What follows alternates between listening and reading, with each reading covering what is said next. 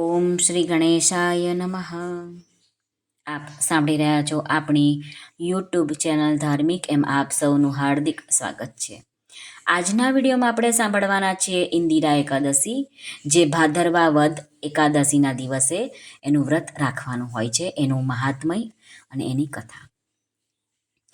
યુદ્ધમાં સ્થિર એવા ધર્મરાજ યુધિષ્ઠિરને ભાદરવા વદ એકાદશીનું મહાત્મય વર્ણવતા ભગવાન શ્રી કૃષ્ણ કહે છે, હે કુંતી પુત્ર, પુરાણોમાં પ્રસિદ્ધ એવી આ ઇન્દિરા એકાદશીનું વ્રત કરનાર ભાવિકના અધોગતિ પામેલા પિતૃઓ સદગતિ પામે છે.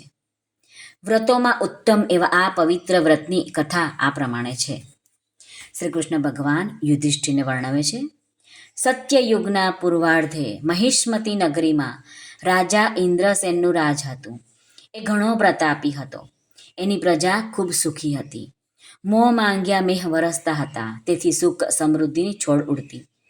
એક દિવસ ત્રણેય લોકમાં ફરતા દેવર્ષિ નારદ રાજા ઇન્દ્રસેનની સભામાં આવ્યા. રાજાએ દેવર્ષિને ઊંચા આસન પર બેસાડ્યા, પૂજા કરીને ચરણ ધોયા. પછી રાજા પૂછવા લાગ્યો, હે દેવર્ષિ, આપના પવિત્ર પગલાંથી મારું રાજ ધન્ય થયું. કૃપા કરીને મારે યોગ્ય કાંઈ કામ હોય તો જણાવો. ત્યારે દેવર્ષિ નારદ બોલ્યા, હે રાજન, અત્યારે હું યમપુરીમાંથી આવું છું.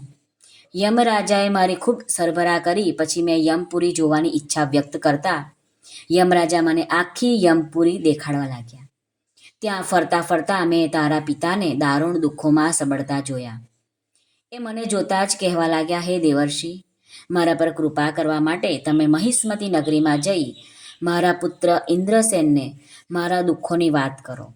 મારો પુત્ર અવશ્ય મને આ યાતનામાંથી છોડાવશે. એને કહેજો કે ભાદરવા વદ એકાદશીનું વ્રત કરીને મને પુણ્ય અર્પણ કરે તો મારો મોક્ષ થાય. હે રાજન, પિતાને યમલોકની યાતનાઓમાંથી છોડાવવાનું સુપુત્રનું કર્તવ્ય છે. માટે વિધિવત ઇન્દિરા એકાદશીનું વ્રત કરો.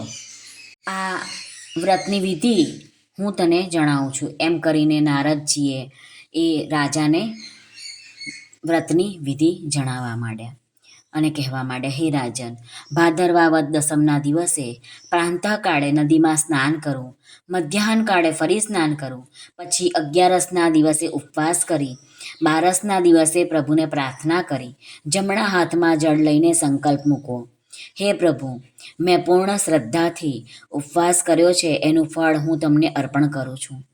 મારી અને મારા પિતૃઓની રક્ષા કરજો. એ દિવસે બ્રહ્મ ભોજન કર્યા પછી જ પારણા કરવા. દેવર્ષિ નારદના કહેવા પ્રમાણે રાજા રાણીએ એકાદશીનું વ્રત વિધિવત કર્યું. એના પુણ્ય પ્રભાવે આકાશમાંથી પુષ્પની વૃષ્ટિ થઈ રાજા ઇન્દ્રસેનના પિતા વિષ્ણુના દૂતો સાથે સ્વર્ગે સિધાવ્યા. રાજાને અપાર આનંદ થયો. આ લોકના સર્વ સુખ ભોગવીને અંતકાળે રાજા રાણી સ્વર્ગે સિધાવ્યા. બ્રહ્મ વૈવર્તક પુરાણમાં આ એકાદશીનો મહિમા વિગતે વર્ણવ્યો છે. શ્રી કૃષ્ણાર્પણમસ્તુ. સર્વને ભાવથી જય શ્રી કૃષ્ણ. રાધે રાધે. હરિઓમ તત્ સત. જય ગુરુદેવ દત્ત. જય સ્વામિનારાયણ. જય માતાજી. નમઃ પાર્વતી પતે. હર હર મહાદેવ હર. સર્વનું કલ્યાણ થાઓ, સર્વનું કલ્યાણ થાઓ, સર્વનું કલ્યાણ થાઓ. જો આપને આ વિડીયો પસંદ આવ્યો હોય તો આ ચેનલ ધાર્મિકને લાઇક, શેર અને સબસ્ક્રાઈબ જરૂરથી કરશો, જેથી આવા ને આવા વિડીયો તમારા સુધી તરત પહોંચી શકે. આપ સર્વનો ખૂબ ખૂબ ધન્યવાદ.